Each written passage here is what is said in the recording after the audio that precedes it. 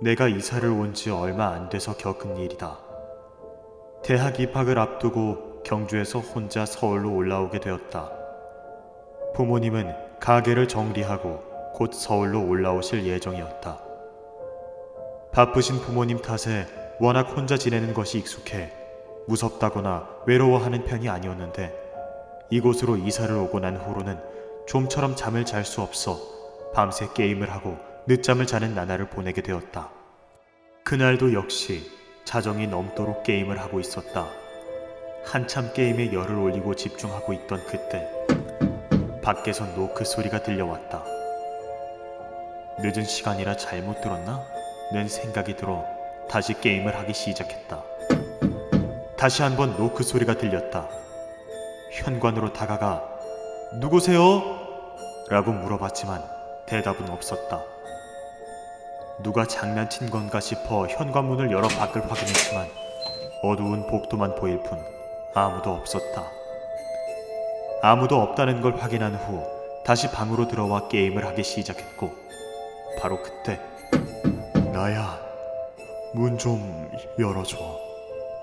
노크 소리와 함께 문을 열라는 목소리가 뒤이어 들렸다. 그리고 얼마 후 다시 들려오는 목소리.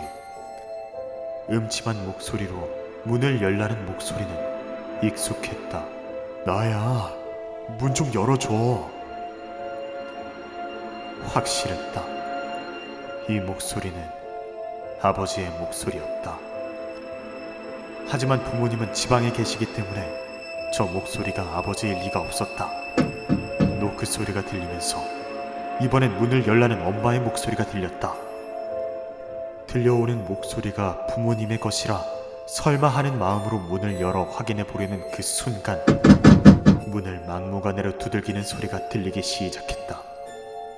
그제야 무언가 잘못됐다는 생각이 들었다. 문 밖에 있는 저것은 절대 부모님일 리가 없고, 그 무언가가 날 홀리고 있다는 것을. 이 상황을 제대로 인식하게 된 난 그대로 방으로 돌아가 방 한 구석에 쪼그리고 앉아 귀를 막고 있었다. 문 밖에선 더는 인기척이 느껴지지 않는 듯 했다. 잠시 안도감이 들었을까? 막고 있던 귀에서 손을 뗀 순간 방에 있던 창문이 거칠게 열리는 소리가 들렸다. 그리고 깨달았다. 내 방은 복도와 맞닿아 있어 창문이 밖에서 열린다는 사실을.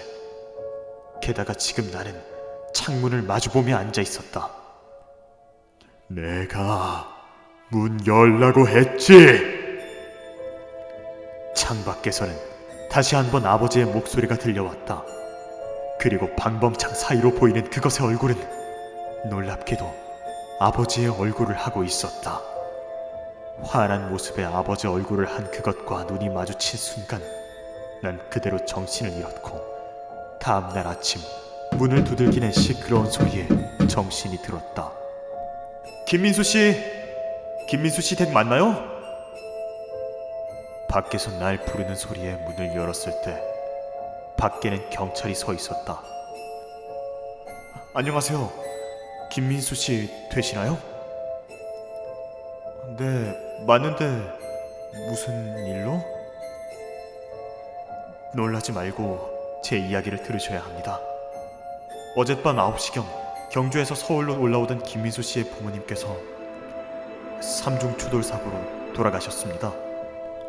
아드님과 연락이 닿지 않아 직접 이렇게 찾아와 사고 소식을 전달해 드리게 되었습니다. 고인은 병원 안치실에 모셨습니다. 함께 가주셔야 할 것 같습니다."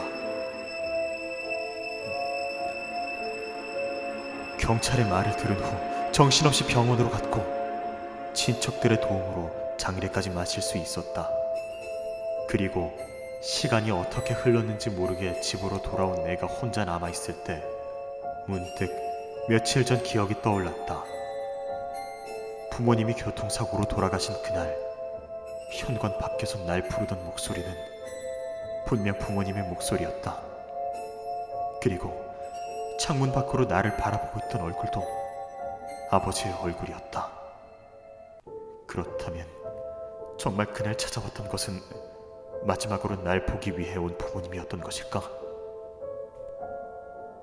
며칠 전 기억이 떠오르기 시작한 후 그것이 무엇이든 간에 문을 열지 않았던 것에 후회감이 들었다. 그리고 홀로 남아있는 이 공간의 공허함이 쓸쓸한 감정과 함께 나를 짓누르기 시작했다. 이제 정말 나는 혼자가 되었다. 앞으로 어떻게 살아가야 할까?